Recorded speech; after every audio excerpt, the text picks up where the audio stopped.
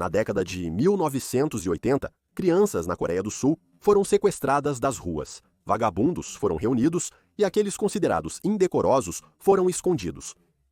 Eles foram levados pela polícia em vans para serem trancados na casa dos irmãos. Nesta casa de bem-estar, eles foram submetidos a espancamentos, abusos, trabalho forçado e violência sexual, e centenas foram assassinados. A casa dos irmãos foi comparada a um campo de concentração e aos jogos da Lula. É considerado um dos piores casos de violação dos direitos humanos recentemente.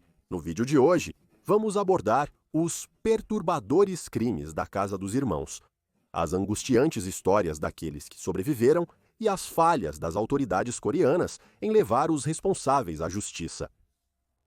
Após os horrores absolutos da Guerra Civil Coreana, a junta militar que governava a Coreia do Sul começou a limpar o país. Várias casas para vagabundos foram estabelecidas. Uma delas era chamada de Casa dos Irmãos e foi criada na cidade de Pusan. A Casa dos Irmãos iniciou como orfanato, mas logo passou a abrigar adultos no começo dos anos 1970. Em 1975, a Casa dos Irmãos entrou em um acordo com o governo para se tornar um centro de detenção oficial para vagabundos na área de Pusan. Logo após a Coreia do Sul ser selecionada para sediar as Olimpíadas de 1988, o governo coreano quis limpar as ruas, removendo moradores de rua para mostrar uma imagem positiva ao mundo, enviando-os para locais como a Casa dos Irmãos. Os policiais seriam incentivados, recebendo elogios e chances de promoção com base em quantos vagabundos eles poderiam tirar das ruas. Como esperado, isso levou à detenção de vários indivíduos pela polícia e ao envio para a Casa dos Irmãos. Crianças voltando da escola, perdidas no shopping ou esperando por um parente, seriam recolhidas pela polícia. Pessoas simplesmente visitando Pusan seriam tratadas com suspeita, incluindo um garoto de 15 anos que foi preso assim que desceu do trem. Alguns foram acusados de crimes, incluindo um garoto de 14 anos, detido sob suspeita de roubar um pão, forçado a confessar com um isqueiro aceso pressionado contra seus testículos. Dos internos desta casa, somente 30% poderiam ser chamados de vagabundos. A grande maioria foi alvo e detida sem motivo. Os levados eram transportados em vans pelos portões de aço até a Casa dos Irmãos. Atrás das altas paredes, eles começariam seu tempo como pouco mais do que escravos. Os internos perderiam completamente sua identidade.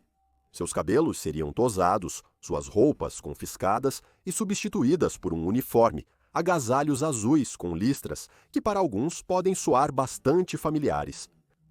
Eles viveriam em alojamentos apertados que comportavam 100 pessoas, dormindo em beliches. Em vez de usar o nome da pessoa, eles simplesmente receberiam um número. Aqueles que protestavam ou choravam, independentemente de quão jovens pudessem ser, eram submetidos a espancamentos horrendos pelos guardas. As surras eram tão severas que os sobreviventes se lembram de acordar semanas depois. Alguns ficaram paralisados até hoje. Outros se lembram de ver seus companheiros de cela sendo espancados até a morte, presenciando convulsões e ataques. Os mortos eram arrastados e nada mais era dito. Aqueles que eram mortos eram enterrados sob as fundações de um prédio, enterrados em uma sepultura sem identificação ou vendidos para pesquisadores médicos como cadáveres. O dia dos internos começava às 5 da manhã, com um alarme alto.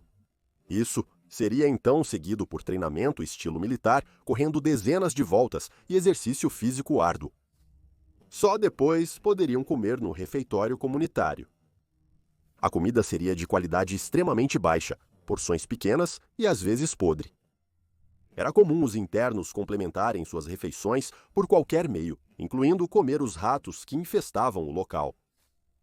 Grande parte do tempo dos internos na casa seria gasto em trabalho forçado. Isso incluiria trabalho em fábricas, na fabricação de itens como varas de pescar, forçados a construir novos alojamentos e em fazendas. Esse trabalho não era remunerado, enquanto os lucros iam para os administradores dos campos. Aqueles que não cumprissem as cotas seriam submetidos a espancamentos brutais, frequentemente com tacos de beisebol. Punições comunitárias também seriam usadas, onde os alojamentos dos detentos infratores também seriam punidos. Muitas vezes, isso seria na forma do que os guardas chamavam de jogos. Os detentos seriam forçados a posições de estressa, como ficar pendurados de cabeça para baixo em suas beliches até caírem. Os guardas chamavam esse jogo de Hiroshima. Outros teriam seus dentes arrancados pelos guardas, usando arame para arrancar cada dente. Mas para muitos, a pior forma de abuso era o abuso sexual. Alguns sobreviventes que passaram por isso lembram que era todas as noites, muitas vezes na frente de outros detentos. Aqueles detentos que eram mais jovens lembraram de serem amarrados a uma cama, sem saber o que estava acontecendo com eles, apenas que doía muito. Mulheres que engravidaram por causa dessas agressões seriam forçadas a fazer abortos, muitas vezes através do uso de drogas experimentais. O uso de medicamentos experimentais também incluía dopar detentos com deficiência ou doença mental. Na chamada sala dos zumbis, pessoas com deficiências ou doenças mentais eram drogadas e sedadas para mantê-las na cama na maior parte do dia. Aqueles que se rebelavam resistiam e tentavam explicar que não eram sem teto, frequentemente eram tratados como doentes mentais. Todo esse horror era supervisionado por um senhor, Park In-gyun, e ele era auxiliado por sua família. Park havia sido condenado, na década de 70, por desfalque e trabalho beneficente fraudulento, mas isso não o impediu de se instalar na casa dos irmãos. Park administrava o acampamento com mão de ferro e uso da religião. Um dos maiores edifícios era uma igreja, construída também por trabalho escravo. Sermões seriam realizados para todos os internos e seriam divididos entre o Sr. Park e o pastor Lim Young-sun. Este era o cunhado de Park e um colega diretor do lar.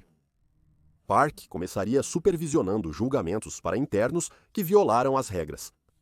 Eles seriam conduzidos aos internos e obrigados a admitir seus pecados.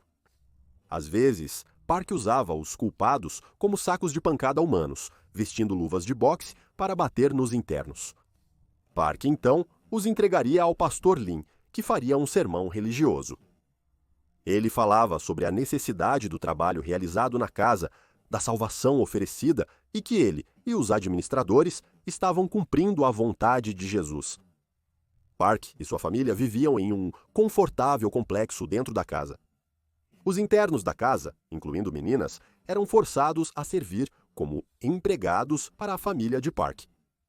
Enquanto os filmes de propaganda da casa mostravam Park vivendo, comendo e trabalhando ao lado dos internos, ele era como um rei entre servos. Ele desfrutava da melhor comida e vivia bem com os pagamentos do governo por acolher esses vagabundos. A casa complementava sua renda através da solicitação de doações por meios enganosos, tudo para encher os bolsos desses diretores. As crianças eram obrigadas a escrever cartas alegando os benefícios das doações e pedindo por mais. Tais doações não melhoraram a vida dos internos na casa. O dinheiro recebido do governo e dessas doações seria desviado pelos diretores. Em 1986, promotores descobriram internos da casa trabalhando como escravos. Evidências foram obtidas das agressões e dos trabalhadores trancados em um celeiro. Um caso criminal foi aberto e Park enfrentou acusações de confinamento ilegal e apropriação indébita. Porém, as conexões de Park com servidores públicos resultaram na retirada das acusações mais graves. Ele foi condenado apenas a 2 anos e meio de prisão por crimes financeiros, apesar das claras evidências e testemunhos do horrível abuso. Após sua curta estadia na prisão, Park reformulou a casa e os horrores continuaram. Ele até começou a investir em propriedades na Austrália. Ele e o pastor Lin desenvolveram bons laços com a comunidade coreana e a igreja, usando fundos da Casa dos Irmãos para ganhar favores. Ele até investiu mais de 1 milhão na compra de um campo de treinamento de golfe. Park enviou internos da casa para trabalhar forçadamente no campo de golfe. Park e sua família enriqueceram com o abuso e poder exercido sobre milhares de pessoas. Ao todo, quase 40 mil pessoas foram vítimas da casa dos irmãos.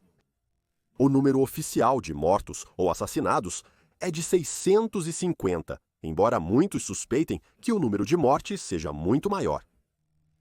Levaria décadas para que alguma luz real fosse lançada sobre os horrores da casa, mas começou com um sobrevivente chamado Han Jong-seon. Ele tinha apenas 9 anos quando ele e sua irmã mais velha foram levados para a casa.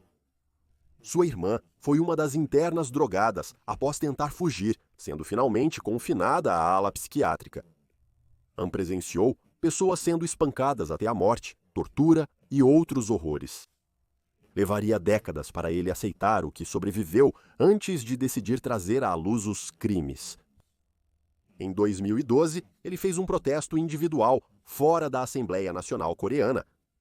Cada vez mais sobreviventes vieram à tona e se juntaram ao acampamento que durou 3 anos. Han documentou os horrores que sofreu e testemunhou em uma série de desenhos gráficos que pintam uma imagem verdadeiramente perturbadora. Em 2014, Park foi novamente acusado por seus crimes na casa, mas no final, suas acusações foram suspensas, pois ele havia desenvolvido demência. Em 2016, Park morreu um homem livre, deixando para sua família a riqueza desviada da casa. Eventualmente, em 2020, uma investigação de verdade e reconciliação sobre a casa foi aberta. Falhas foram descobertas por parte do governo e oficiais coreanos. Eles minimizaram os crimes e falharam em levar os responsáveis à justiça. A comissão também finalmente admitiu que o governo teve um papel nas prisões ilegais e nos sequestros desses sobreviventes, um passo vital para responsabilizar o governo coreano. Para aqueles que sobreviveram ao lar, muitos foram deixados quebrados. Muitos, como a irmã de Han, acabaram precisando de cuidados psiquiátricos em tempo integral. Outros não conseguiram aceitar o que aconteceu com eles, ficaram com transtorno de estresse pós-traumático e incapazes de formar relacionamentos adequados com os outros. Mas muitos tiveram suas infâncias e adolescências roubadas, submetidos a horríveis abusos dos direitos humanos e até hoje não tiveram nenhuma justiça significativa entregue. Os objetivos de limpar as ruas e o objetivo de confinar aqueles vistos como incômodos acabaram levando a algumas das piores condições e aos crimes mais perturbadores.